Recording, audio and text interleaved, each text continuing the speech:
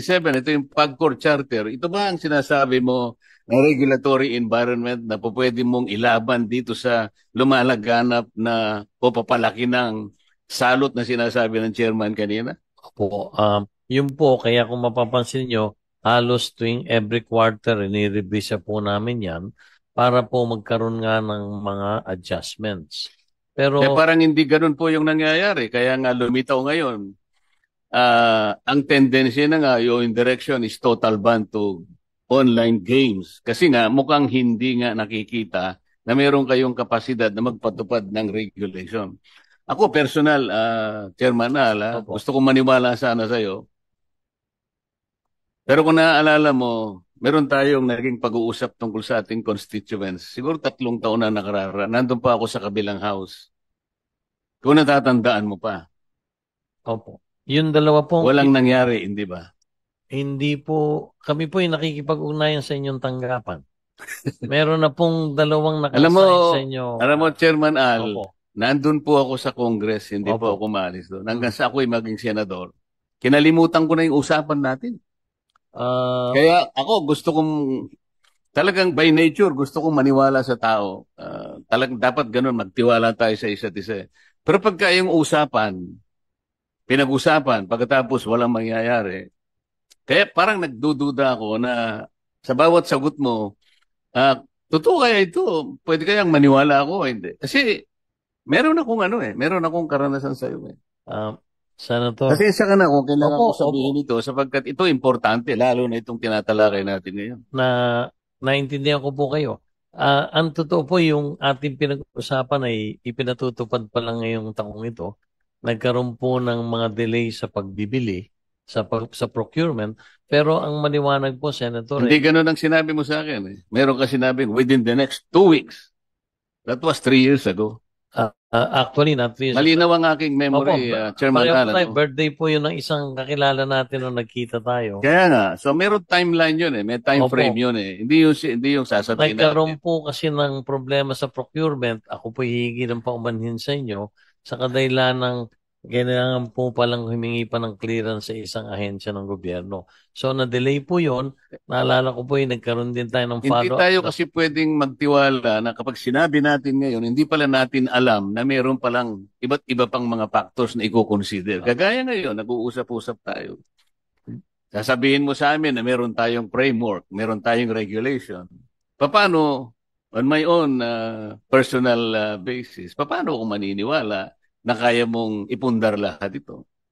Ah, Bakit hindi ako maniniwala na pwede, total ban na lang kasi talagang hindi naman po pwede yung regulation kasi nandiyan pa si Chairman Al eh. Kung pwedeng palitan natin si Chairman Al, baka sakaling maniwala ako, magre-regulate muna tayo. Yun po yung usapin dito eh. opo. Kung ako naman po ginagalang ko yung inyong paniniwala, pero gusto ko pong ipaabot sa Hindi inyo. paniniwala yung commitment Oh, nating yung dalawa eh. nasa, Kasi ako, nung sinabi mo yon, sinabi ko na rin doon sa constituents. Mhm. So ako ngayon ang napahiya. Di bali na yon. Hindi ko naman pwedeng kasi sinabi sa akin ng chairman. Hindi, ako Opo. na po ang gumawa ng paraan. Hindi lang po ako masisi ng mga tao. Opo, ako po sa harap ng lahat ay humihingi ng paumanhin. Pero gusto ko lang pong ipaabot sa inyo na hindi ko po personal na kasalanan. Nagkaroon po ng mga intervening events. Na-delay po talaga at alam naman po ng lahat Chairman, na karirinig ko lang ngayon eh. Halos 200 milyon ang naibibigay mo sa ahensya ng ating Marami ito, binasa ko sa iyo kanina. opo. Iba't ibang ahensya. Yung pinag-usapan natin, alam mo ba kung gaano ang halaga lang, no? Nagkakahalaga po ng 4 na milyong piso. Masisira ba ang salita natin ang dahil doon lang? Ako po tulad na sinabi ko, humihingi po Hindi, ng gusto ko kasi, Chairmanal, yung pagtitiwala sa isa't isa. Meron kang posisyon na kinakailangan ay pagtiwalaan ng ating mamamayan. Bawat sasabihin mo, maniwala ang taong bayan. Doon lang magmumula ang pagtitiwala ng mamamayan sa mga may posisyon na kagaya mo. Ngayon pinag-uusapan natin isang social issue. Hindi natin alam kung yung regulation is the better option o total ban. Hindi natin alam yung social cost will be outweigh by the benefits that your organization or yung iyong sektor na kinakatawan ay makatutulong talaga dito. Ngayon, ang pinag-uusapan natin ang kapasidad mo. Paano mo masasabing mapaninindigan mo ang pagre-regulate? Kung halimbawa sa usapin lamang na simple, wag na yung sa akin, sa iba't ibang panig ng ating lipunan na kinakatawan ng PAGCOR. Kasi mamaya merong magtatanong sa'yo, halimbawa, sino-sino ba yung naapektuhan na rito? Sino yung mga pamilyang nabiktima na? Maaaring ako naniniwala doon. Pero kilala mo ba kung anong pangalan ng game, online game operator na yon na ginamit kung sino sa atin ang nabiktima na maaaring ikinalungkot ng pamilya, pinagsisihan ang nangyari. Alam niyo ba kung sino-sino yung mga tao na may-ari ng game, online gaming operator? Alam niyo po ba? Meron ba kayong listahan? Meron pong listahan.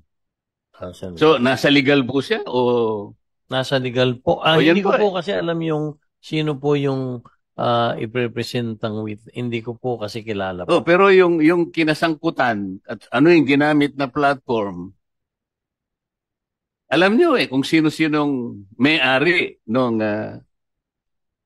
online gaming, di ba? Alam niyo lahat. Opo. O ano yung gagawin po ninyo?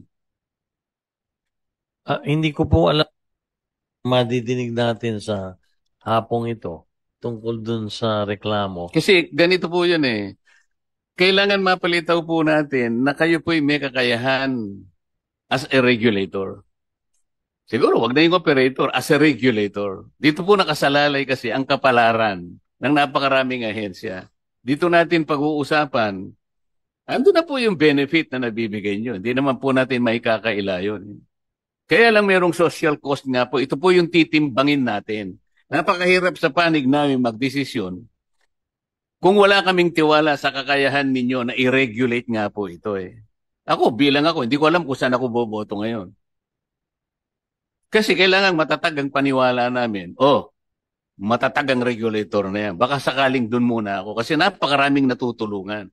Ngayon, kung hindi ako naniniwala sa kakayahan ng regulatory mechanism mo, total ban na lang. Wala.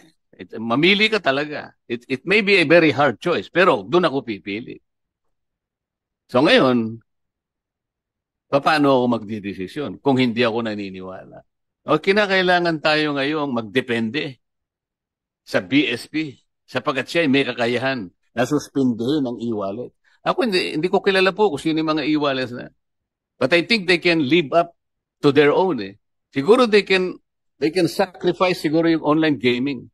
I'm not sure how many percent is the online gaming in the market of e-wallet. Pero palagay ko, kung sila-sila lang, at siguro yung game operators na pwede lang itapon eh.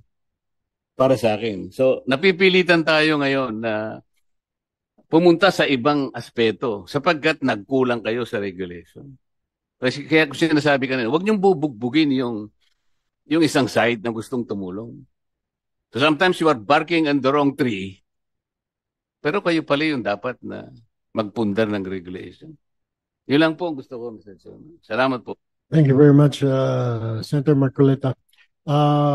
We go now to Senator Win Gatchalian. Before that, before you ask questions, you can deliver, or are you going to deliver an opening remarks? Then after the opening remarks, you can ask questions. Thank you, Mr. Chairman. Well, Mr. Chairman, I just have a short opening remarks. Finalo ho natin itong proposal natin to strictly regulate online gambling dahil bilang chairman po ng Basic Education Committee, marami pa akong nakakausap ng mga school owners and school administrators na sila na ho nagsasabi through text na nakikita nila yung kanilang mga estudyante, mga senior high school, ay naglalaro nitong mga online gambling. So ito yung patunay na yung sinasabi ni Senator Marcoleta na may failure of regulation. Now, whether it's PAGCOR or it's BSP, but I'm saying meron talagang failure of regulation on the part of government. Dahil nakikita to ng ating mga school owners na mga bata, no? Senior high school, aged 16, 17, 18, naglalaro ng ganitong online gambling. Kaya ho tayo nag-file nitong proposal na i-heavily regulate itong mga online gambling. So meron po akong konting tanong sa PAGCOR at alam ko marami na hong natanong, Mr. Chairman, but this is to follow up some of the questions. Tatanungin ko si Chairman Tenko or anyone from the PAGCOR, itong piso game, no? Merong online gambling piso game, license ba ho to at accredited? Yung piso game. Attorney Luglug, the head of Sige po, electronic gaming. whoever's in charge dito sa licensing. Yes, Mr. Chair, it is licensed po, piso game. Itong Big Win 29, is it licensed? It is also licensed, Mr. Chair.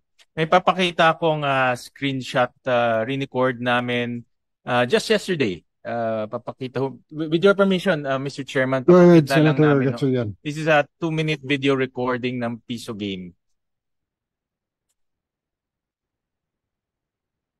Yan, so I asked my staff to register, Mr. Chairman. You said piso game. Ibig sabihin, ang taya dyan, piso-piso lang. Yun ang hindi ko ho alam kung ano. Pero tingnan ho natin, Mr. Chairman. Mr. Chair, I'm sorry. Yes po, sir. Mukhang hindi po yan po yung licensee po namin, sir. Because if you see the website, it's not licensed with us po. Well, ito po yung piso game na sinearch ho namin. Tingnan na lang ho natin. No, i-verify nyo na lang kung whether that is the license or unlicensed.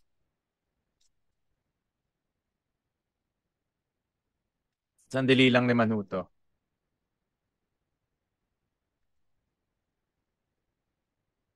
So makikita ho natin, nakapasok ho siya kaagad, nag-register. No, pwede na ho siya maglaro ngayon, Mr. Chairman. No KYC, no ID verification, no biometrics, yan ho. But let's continue. No? And meron pong e-wallet capabilities and pwede rin i-link yung bank account mo. So ibig sabihin, kung meron kang mumunting bank account, pwede mo rin i-link yan. No? So makikita ho natin, kasi kanina pinag-uusapan na ho natin yung KYC, but clearly, ito yesterday lang ho to, Mr. Chairman, no? Walang KYC. So we'll go to itong Big Win 29, who's also a registered, yan. Hindi ho akin ho yan, ha? Hindi ho akin yan. Hindi akin ho yan, Mr. Chairman. No? Small win lang ho tayo, small win. Yan ho, Mr. Chairman, pinaregister ko rin ho yung staff ko yesterday.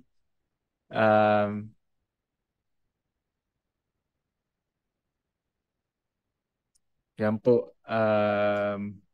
Nalagay number, password.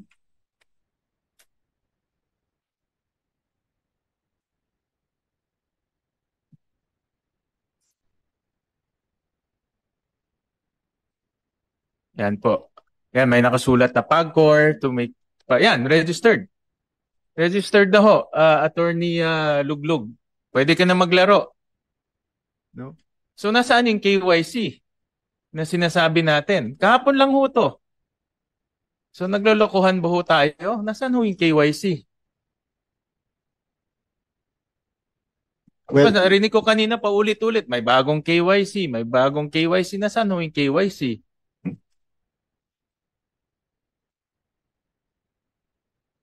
Diba? At ang kasamaan ho dito, nakakonect rin ho ito sa mga online platforms. No? Whether GCash, Paymaya, pwede hong nakalink ho ito lahat.